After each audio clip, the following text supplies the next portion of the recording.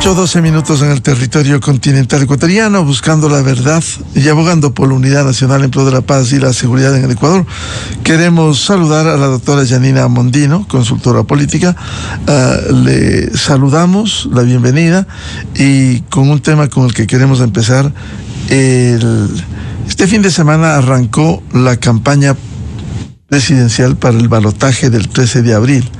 Se inició virtualmente con el debate de este domingo entre los dos finalistas. ¿Cómo ve usted el desarrollo de esta segunda vuelta electoral con una circunstancia? Ahora viene el postdebate, en donde habrá evidentemente manipulación de segmentos extrapolados de lo que dijo cada uno de los finalistas. ¿Cómo ve el panorama? Yanina, buen día. Miguel, buenos días. Muchísimas gracias por la invitación y un saludo cordial a toda su audiencia. Bueno, efectivamente iniciamos el día de ayer la segunda vuelta electoral, 20 días que contempla esta segunda parte. La campaña oficialmente se va a extender hasta el 11 de abril y de allí el silencio electoral y finalmente las votaciones el día 13. Bueno, creo que ayer el debate era un momento esperado, sobre todo en estos 2.200.000, 300.000 electores que representan hoy el blanco, el nulo y sobre todo aquellos que en la primera vuelta optaron por los otros 14 candidatos. Sin embargo, a mi juicio me parece que el debate estuvo cargado de confrontación, pero no de confrontación programática, es decir, cuáles son las visiones de país que cada uno de los candidatos le propone al Ecuador, sino más bien una confrontación que por momentos rozó las acusaciones personales y que, por ejemplo, Miguel, en segmentos tan importantes como la economía y la seguridad, creo que fueron los dos segmentos que eran los más esperados a nivel de propuestas y que finalmente creo que ahí fueron los que más perdieron, por así decir, el sentido, porque lo que más hubo fue ataque y contraataque. Este debate a mí me deja la sensación de que retrata muy bien la hiperpolarización en la que se encuentra en este momento el país, que se demostró en la elección del 9 de febrero, donde los dos candidatos, tanto el presidente candidato como la señora González, concentraron prácticamente el 90% de los votos.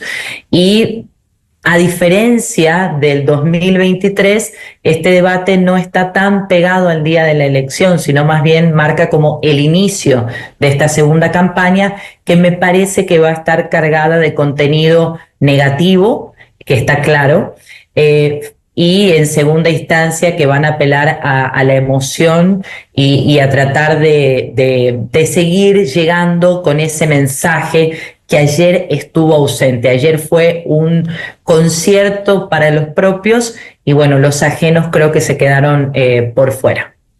¿Qué sabor al inicio de esta campaña, qué sabor le deja el contenido de este debate, Yanina? A mí me parece que el debate, primero hay que saludarlo y celebrarlo, porque el debate claramente es una conquista del sistema democrático. El hecho de que los candidatos que aspiran a la máxima dignidad del país se vean en la obligación de ir a debatir, me parece que es lo correcto, que así debe ser, porque es un derecho de los ciudadanos y es una obligación que tiene aquel que busca ser el máximo personero del país.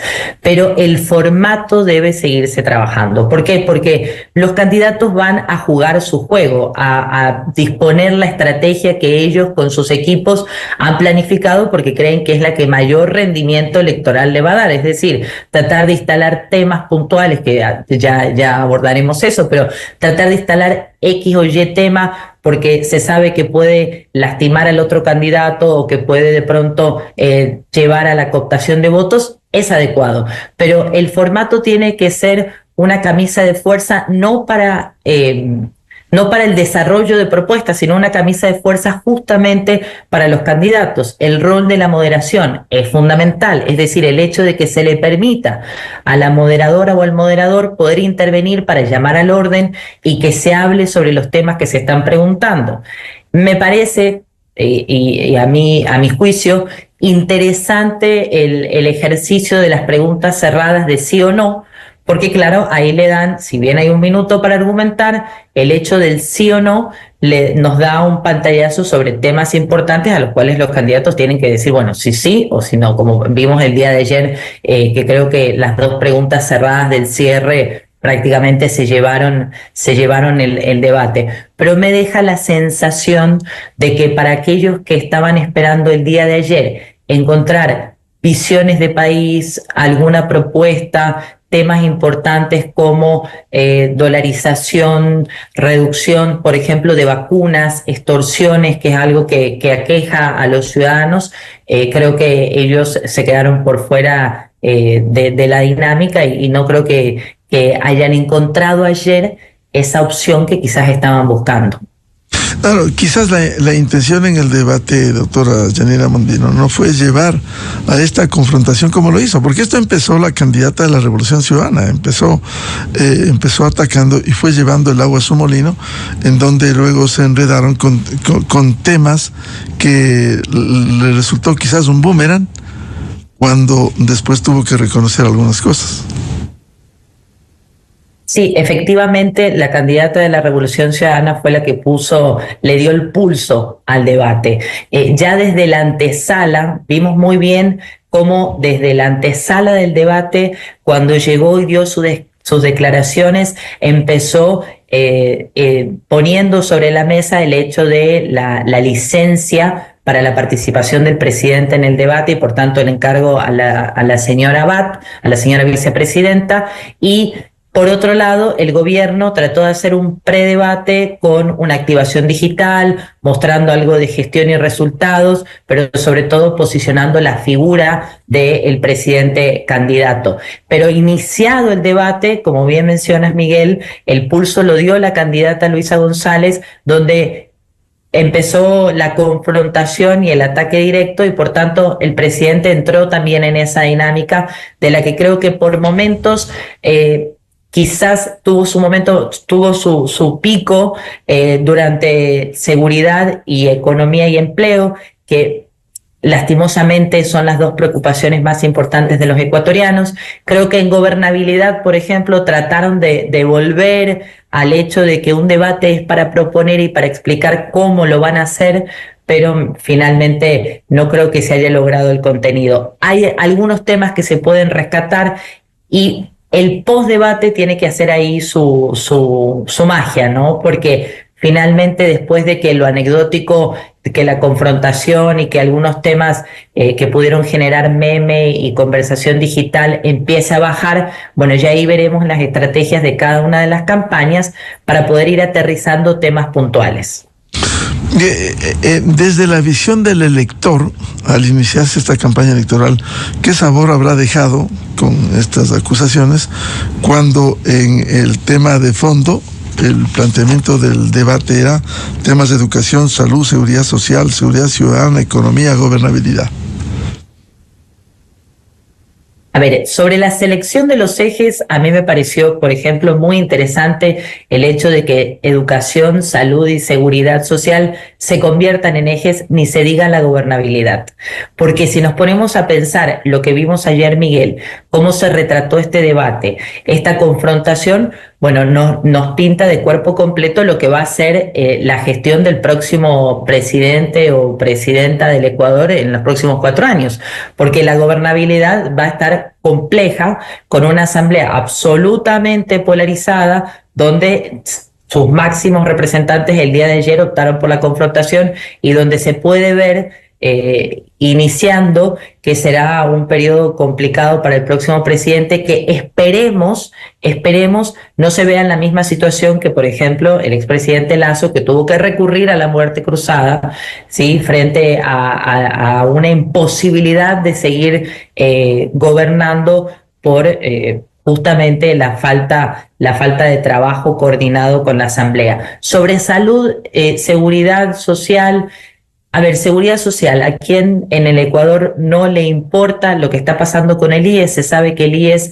producto de malas administraciones, está prácticamente en rojo, hay un problema grande de financiamiento, de sostenibilidad.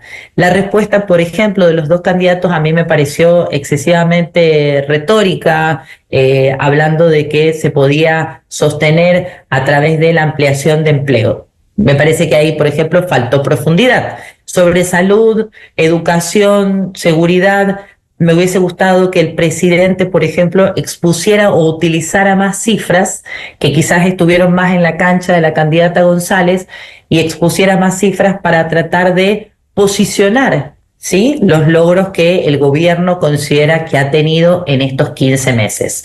Incluso por momentos sentí que se hablaba mucho a futuro y que no se estaba aprovechando quizás la posibilidad de poder refrendar el trabajo realizado y decir, bueno, en los próximos 4 años haremos o completaremos lo que hemos hecho en estos 15. Creo que ahí hubo un desfase que fue dado no solo por el formato, sino también porque las estrategias de confrontación de los candidatos no les permitieron, en este caso, por ejemplo, al presidente, posicionar estos logros.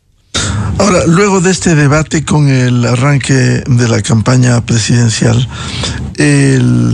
no se vislumbra en esta polarización la definición en dos modelos. El uno, incluso Luisa González reconoció, señaló claramente que va a reconocer a la dictadura de Maduro. No hay una contradicción cuando al final dice vamos a respetar las libertades, los derechos, cuando al reconocer a Maduro está reconociendo la violación de derechos, de libertades. Sí, totalmente. Y antes de entrar a este tema, creo que, por ejemplo, de lo que pudimos ir desmenuzando, si ya volvemos a ver el debate y lo escuchamos con atención, por ejemplo, en seguridad el presidente Noboa le dio mucho más enfoque a la cooperación internacional y Luisa González quizás pasó muy por encima ese tema, habló de cooperar con algunos países, pero se notó que el presidente tiene una visión de cooperación internacional mucho más fuerte y de participación de otros actores en el tema de seguridad que lo que tiene Luisa González. Cuando se habló de economía, el presidente le dio más importancia a actores privados que, por ejemplo, Luisa González, donde se nota que el modelo de país que propone el correísmo es un modelo mucho más estatocentrista y mucho más parecido, obviamente, al modelo de la Revolución Ciudadana. Ese es el que se dio durante 10 años y el que representa Luisa González, y que ahí creo que si uno ya se empieza a revisar con detenimiento, pudimos ver algunos matices de estos dos modelos. Con respecto a lo de Maduro, creo que las dos preguntas cerradas de cierre de alguna manera se llevaron el postdebate, ¿sí? Porque eso será lo que quedará rebotando los próximos 19 días, donde Luisa González dice que aceptará al gobierno de Nicolás Maduro, donde todos estamos absolutamente de acuerdo que es una dictadura y que claramente las elecciones no se han llevado de manera libre. Entonces, eso... Yo creo que si lo analizamos desde el punto de vista, ella justamente reconoce ese punto como una debilidad de su candidatura y eso está claro. El tema de la dolarización que estuvo durante toda la semana, está como tela de duda sobre la posibilidad de desdolarización, que nunca, hay que ser sinceros, nunca Luisa González lo ha dicho de manera directa, pero sí lo han hecho algunos voceros y a ella le ha tocado salir a hablar y salir digamos, a corregir esa vocería. Y el tema Maduro y el tema Venezuela son esos dos tabús que tiene la Revolución Ciudadana y que son claramente estos temas que a la ciudadanía le siguen preocupando.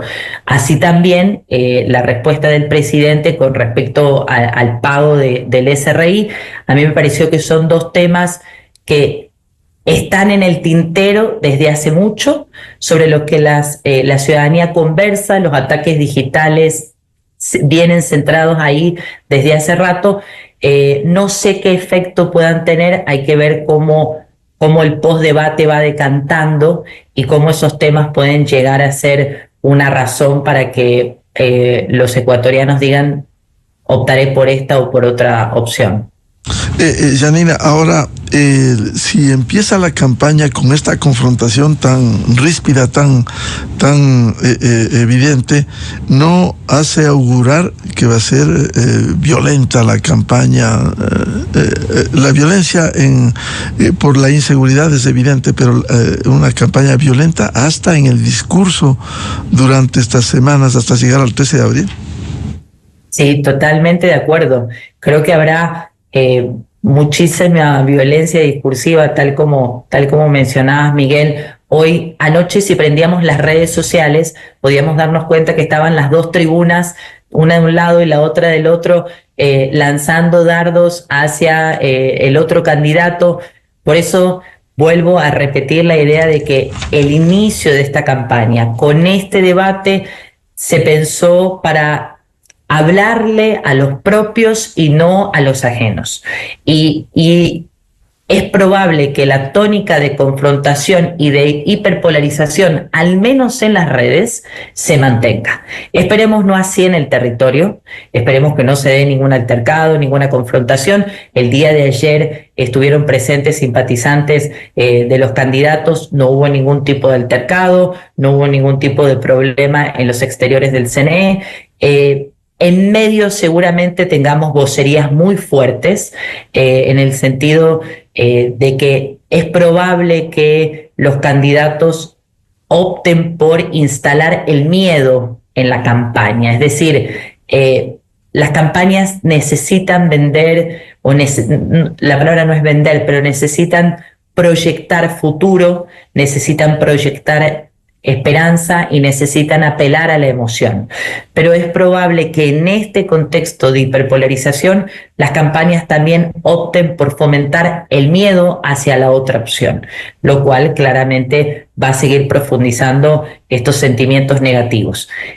Creo personalmente que el día de ayer los ecuatorianos esperaban menos confrontación y más propuesta, y justamente hay este pequeño segmento, que no es tan pequeño en realidad, que son 2,5 millones de electores, que no se ha sentido representado por ninguna de las dos opciones. Justamente esto es lo que no quiere: confrontación, pelea, incluso transgredir al aspecto personal, la familia. Me parece que eso puede generar una mayor apatía, un mayor rechazo, y que podría estar disparando incluso, Miguel, el voto nulo. Por tanto, ¿qué augura usted, Janina, de lo que va a ser esta campaña para la segunda vuelta? Poca propuesta, bastante confrontación. Creo que se va a apelar muchísimo al recurso del miedo. Lastimosamente es probable que abunden las noticias falsas. Lo hemos visto en la primera vuelta, incluso la importancia que tiene la inteligencia artificial, que hoy puede cambiar absolutamente las declaraciones de uno de los candidatos y hacerlo de una manera tremendamente verosímil. Entonces, las noticias falsas, la confrontación, el miedo como un protagonista, creo que va a ser gran parte de esta campaña. Estimo que el gobierno seguirá en territorio. Sí, el gobierno tiene el pro de poder desplegar la estructura y tener presencia, pero también la contra de que el invierno y lo que sucede estando en gestión revienta y no te permite mantener el pulso de la campaña. Mientras tanto, la Revolución Ciudadana también, asumo, tratará de hacerse fuerte en las zonas que van a estar disputadas. Es decir, para mí la campaña va a estar claramente focalizada en los territorios donde estén la mayor cantidad de electores y en donde las campañas hayan decidido que tienen que ir. Es decir, la estrategia aquí va a ser la que domine la segunda vuelta y va a ser muy quirúrgica. Bien, muchas gracias, como siempre, la atención a la doctora Janina Mondino, consultora política, para hablar sobre el inicio de la segunda vuelta presidencial. Janina, muy amable. A usted, Miguel, muchísimas gracias. Muy gentil.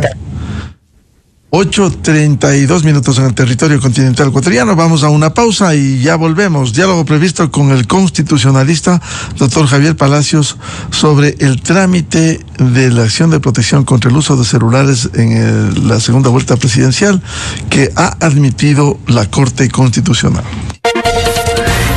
Desde 1984 con Gonzalo Rosero.